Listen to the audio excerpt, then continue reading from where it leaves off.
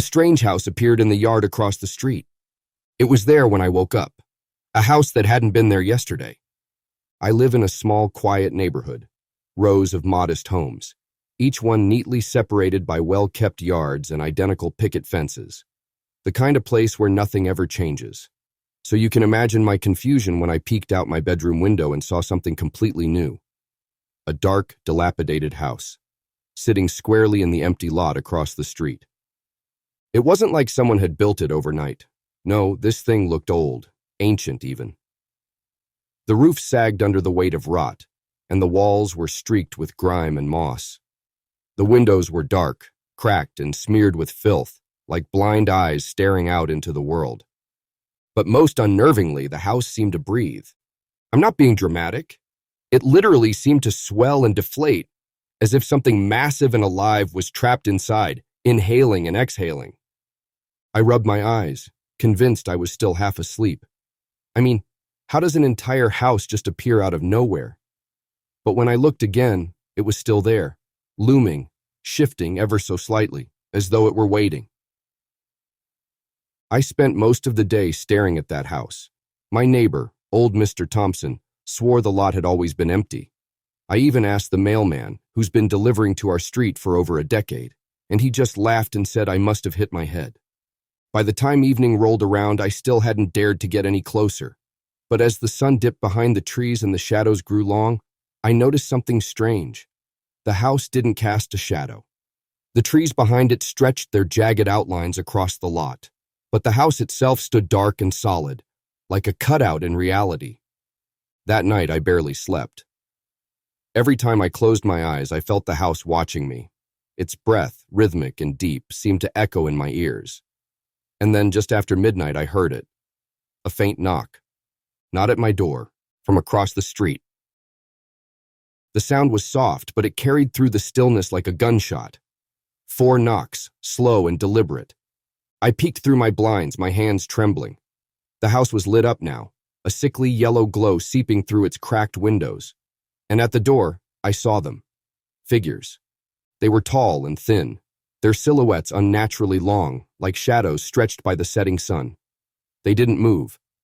They just stood there, staring at my house. The next morning, the house was different.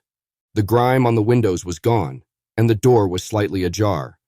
A weathered sign hung above the entrance, reading, "Welcome home." I swear it wasn't there before. And then there was the letter. It was sitting on my front porch, tucked neatly under a smooth black stone. The envelope was unmarked, save for a single word written in looping, elegant handwriting. Yours. I hesitated before opening it. Something about the envelope felt wrong. It was too heavy, too warm, like it had been sitting in the sun for hours even though the morning air was still cool. The letter inside was short. "We've been waiting for you. Come inside." I tried to ignore the letter, but the house wouldn't let me. Every time I looked outside, it seemed closer, like it was inching toward me while I wasn't watching. Its breath grew louder, and the shadows around it deepened, even in broad daylight. By the 3rd day, the knocking started again. This time it didn't stop. It pounded through the night, relentless, a steady rhythm that seemed to match my heartbeat. I screamed at it to stop, but it only grew louder, more insistent, as if the house was calling to me.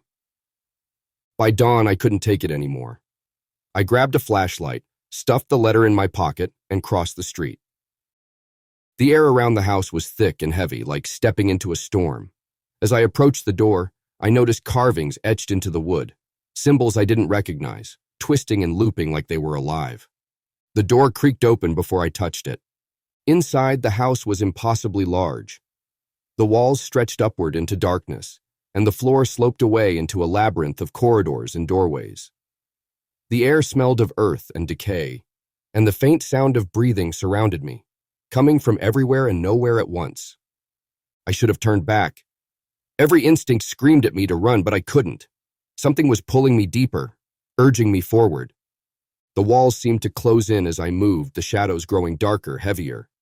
And then, I saw it. At the center of the house was a room.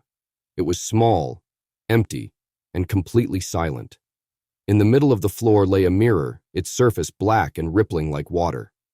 I stepped closer, drawn to it, and as I did, my reflection appeared. Not as I was, but as something twisted. My eyes were hollow, my skin pale and cracked, and my mouth stretched into a grin too wide to be human.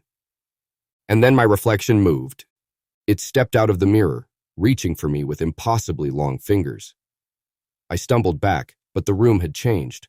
The door was gone, the walls were pulsing, and the breathing was deafening. The thing lunged, and as it touched me, everything went black. When I woke up, I was standing on my porch, the house across the street gone as if it had never been there.